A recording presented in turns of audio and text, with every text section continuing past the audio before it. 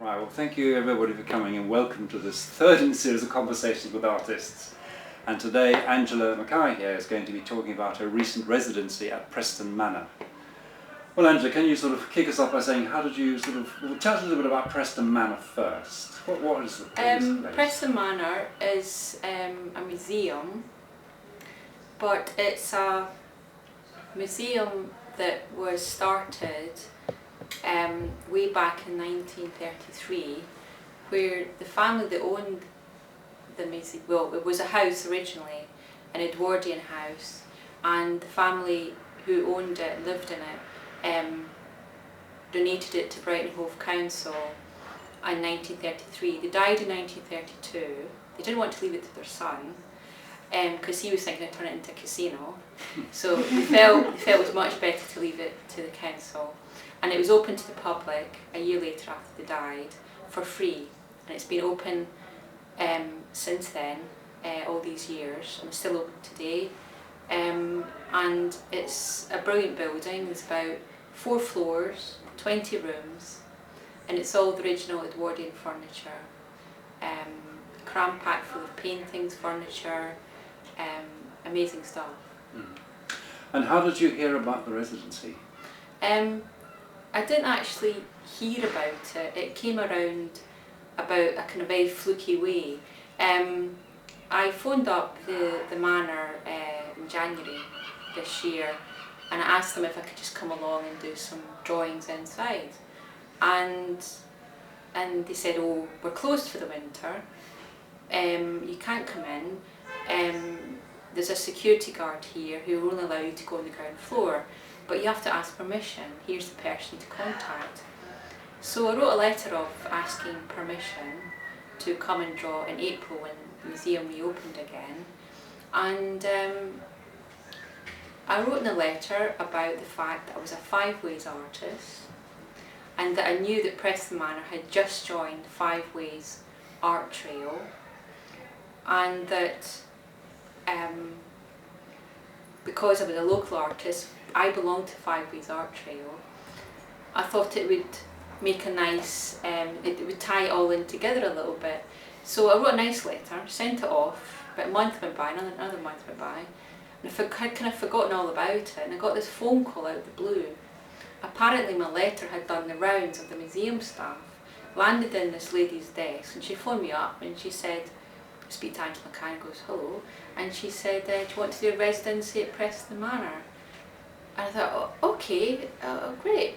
And so from a phone call, kind of do some drawing, and it turned into a residency. Mm-hmm. And so Preston Manor's never had an artist in residence before, and I was the first one there. That's how it came about. And what did you actually agree with them you were going to do as part of the residency? Well, I showed the museum lady, the artist books that I make, and she was impressed by them, and she said that'd be great if you could make an artist book from the residency. So what I planned for the month was to do a series of ink drawings in the manor and out in the grounds of the manor, and produce an artist book from the experience. And presumably during this time the public was still coming round the gallery, so how did you sort of interact with the public? Well, also part of the residency, I was to give 2 public sessions where I was in conversation with the public, where people could come up, look at my sketchbook, and I could show them what I was doing, and they could ask me questions about it. But people came along outside of those sessions and asked me questions. The first week I was there, nobody came up to me at all. I must have had a look or given off vibes that said keep away from me. But the second week people would bump into me in the walled garden and the grounds and ask me what I was doing. So it's a very gentle introduction for me into interacting with the public. And eventually I got one of the staff at the museum to actually say to the public coming in to get their tickets, we have an artist in residency, feel free to go up and talk to her. So by then, the third, fourth week, I was like, yeah, I know what I'm doing, this is what I'm doing. And I got a lot more confident. I would show them some of the drawings and they would ask questions or sort of gasp, oh, that's good, and so that was good.